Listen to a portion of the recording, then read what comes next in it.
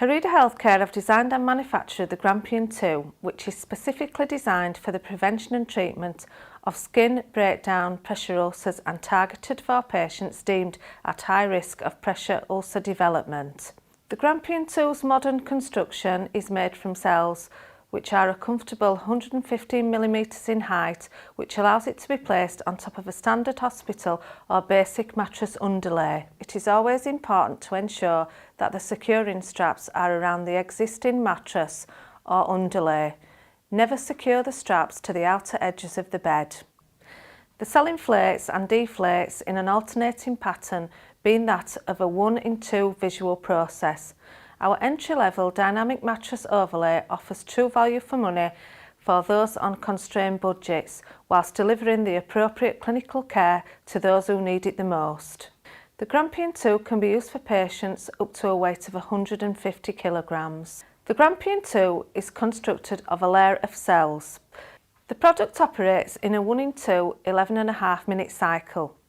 Cell construction consists of 3 static head cells, and the remaining 15 cells will then alternate during the cycle.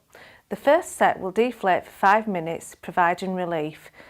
They will then start to inflate for 1.5 minutes before the second set of alternate cells start to deflate for 5 minutes, offering relief, completing the 11.5-minute cycle. Upon installation, the engineer will either turn on the system, leaving it to inflate by connecting it to the power switch. Normally, the engineer will use a rapid inflator, bringing the cells up to full capacity in seconds. The pump is constructed of a simple design in order to allow ease of use. If we take a look at the panel, there are 2 switches, the on-off switch and the static switch. The on-off switch is exactly what it says. Once the plug is turned on at the mains and by the power switch on the panel, the mattress is then inflated and ready to use. You can use the weight pressure dial to adjust the pressure accordingly. If you switch on the static mode, both cells will be equally inflated, allowing clinical procedures, site transfers or any other procedure to occur.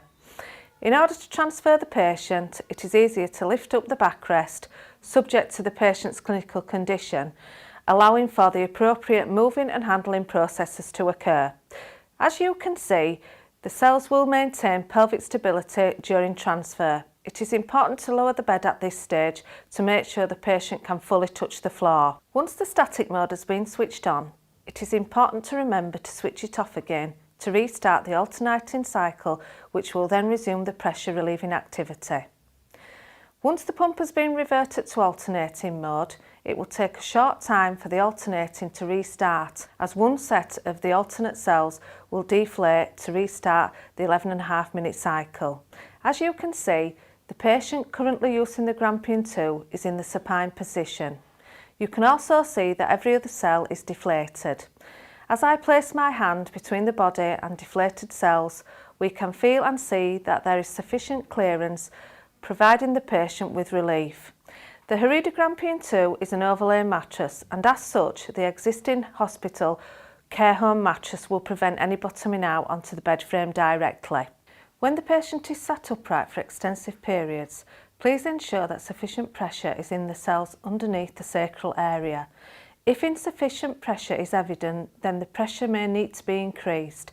A simple check can be conducted by placing the hand underneath the sacral area in the region of the deflated cell. If CPR needs to be administered, the red tag labelled CPR is located behind the 3rd cell. A swift pull is required to achieve deflation. The system will deflate rapidly in a matter of seconds. The patient will then bottom onto the main hospital care home mattress, stopping any bottoming out onto the bed frame. CPR can then commence. The Grampian 2 comes with a troubleshooting guide on the front panel of the pump, indicating what to do in the event of any problems, whether that be a power cut on an alarm function or inappropriate cell operation. If the system has a power cut or power is removed from the system, an alarm will sound to indicate that there is a problem. If the pump has a kettle lead, it could simply be that the cable has become detached. It could also be that the plug has come out of the socket and needs plugging back in. In all cases, the first check should be that the power is connected and is also switched on. If the system detects low pressure, the low pressure light will come on.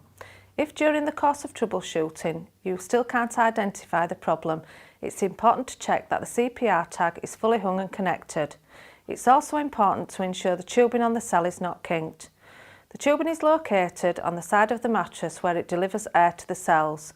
The tubes will be secured to the mattress by small cable ties to ensure they do not detach. There is also a small spring at the head of the mattress where the tubing folds back on itself. This spring ensures that the tubing doesn't kink.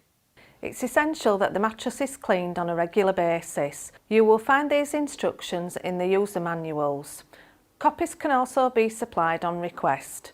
Maintenance and repair work should only be carried out by an appointed engineer who has been trained by Herida Healthcare. Only original manufacturer parts should be used in any repairs, as failure could affect the warranty. In all instances with any pressure relieving products, always ensure that you seek clinical guidance and use the product in accordance with manufacturer instructions. Thanks for watching. For further information, please feel free to contact ourselves directly.